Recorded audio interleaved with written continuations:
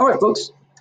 So we are again working on our ability to analyze how language and word choices contribute to the meaning of the text. So specifically, we're going to be looking at what is actually being said, because sometimes authors don't say explicitly what they mean. Sometimes they use what's known as figurative language, which is like a non-literal interpretation or non-literal explanation of something that they're trying to convey. If you're looking back over your pretest, you could look at questions 7 and 9 from that Martin Luther King I Have a Dream speech.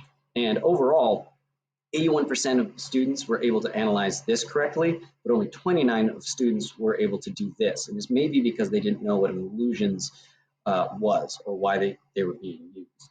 So hopefully through this video, we can work on identifying that. So first off, what is figurative language? Figurative language is something that's not literally true, but it's used to kind of emphasize the emotion or to express something that is true.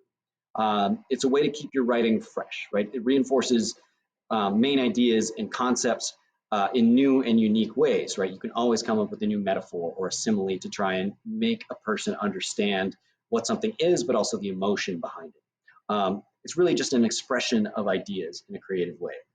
So here's some common ones that I definitely want you to know. So an analogy is just a comparison between two things for a purpose of explanation. So my analogy that I always give is like writing is like building a house, right? You have to have your plan, you have to draft it out, and you have to build it in a certain way to come up with a complete project, right? That's my analogy. Writing is not actually building a house, but it's like building a house. And two different types of analogies that we see a lot are similes or metaphors. So simile is a comparison between two things using like or as, like, and then a metaphor is just saying something is something else. So like the snow is a blanket on the hills. We're not literally meaning someone knitted a blanket out of snow and laid it on the hills, right? It's just blanketing the hills. Personification is giving something that's not human or living characteristics, right? My hunger stabbed me in the stomach, right? So hunger can't actually take a knife and go and stab me, but you can get the emotion of that. Like this was a painful hunger pang that I was feeling. Hyperbole is a gross exaggeration, right? I could eat 1,000 cheesy gordita crunches. No one could eat 1,000 cheesy gordita crunches, but I'm that hungry that I could eat 1,000. I feel like I could eat 1,000. And then allusion is a reference to something else, basically. So usually this is a historical figure or a literary figure, maybe even pop culture. So if I said, I feel hungrier than Paul Bunyan, we should know who Paul Bunyan is. He was the giant dude that ate a whole bunch of pancakes and was a lumberjack. If I'm hungrier than this like giant, that's comparing my hunger to that hunger of someone who is like 17 times the size of me. So I do want you to know those. Make sure you jot those down in your notes. I've got my examples here, but I'd also have some working definitions in your mind. So let's take a look at some figurative language that we might see in poetry or in essays. So I've got this passage here, this stanza from a poem called The Tide Rises, the Tide Falls. So I want you to try to identify what literary device this poet is using, what type of figurative language, and then think about why is he doing this? What impact does this have? I'll give you a second to pause and try that. Okay, did you do it? Hopefully we're identifying that darkness cannot settle on things, right? Darkness isn't water, it isn't sand, it isn't snow, it doesn't settle. Darkness is not a thing. So we're seeing personification. And also darkness cannot call out. It's not going like, hey, I'm getting darker out. It doesn't happen, it's personification. And then also little waves, they don't have hands. Waves don't have hands to efface or erase footprints. So this is all personification.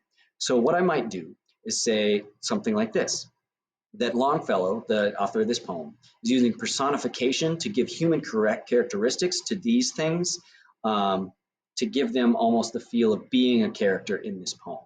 And the fact that they bring unstoppable change to the world, but in a calming way, right? Darkness is always going to settle every night. The waves are always going to wash up on the beach. We cannot stop it, but it's not impending. It's kind of like calm and peaceful, just like this is the natural process, right? Waves erase, darkness comes in, darkness goes out. So they're very soft and gentle terms. So that's what I would consider the impact. So here's another example from Martin Luther King. So here's an allusion to history. If 5 score years ago, a great American in whose symbolic shadow we stand today, he's giving the speech at the Lincoln Memorial in DC. So that's an allusion to historical figure Abraham Lincoln. And then later in this same paragraph, he gives us a metaphor. 100 years later, the Negro lives on a lonely island of poverty. There is not literally a lonely island of poverty that all Black Americans were living on in the 1960s, right? He's saying metaphorically, there is this island of need and poverty and underdevelopment and kind of disrespect that was happening in the 1960s. So he's using that as a metaphor to get us to understand things. Here's another example of, here's how I would say this impacts the language. He's asking the audience to see how the, inequality can be isolating for a community, right? An island is isolated. And so living on an island of poverty means that this entire community of people is being isolated from the rest of America. Okay, here we've got one more example from one of my favorite people, Frederick Douglass. And so I want you to try and identify this one. So identify the figurative language that is being used here in the highlighted portion.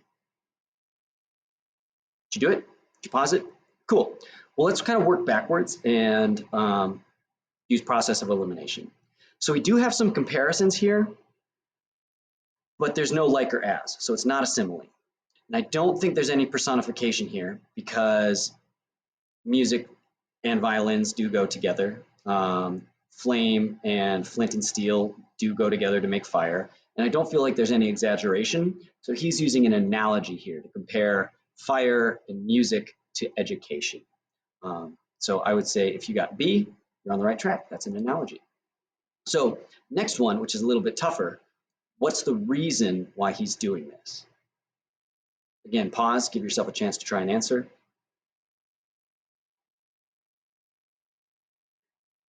And again, this is going to be B, right? He's saying because you have to learn how to play music before you can actually make a violin sound.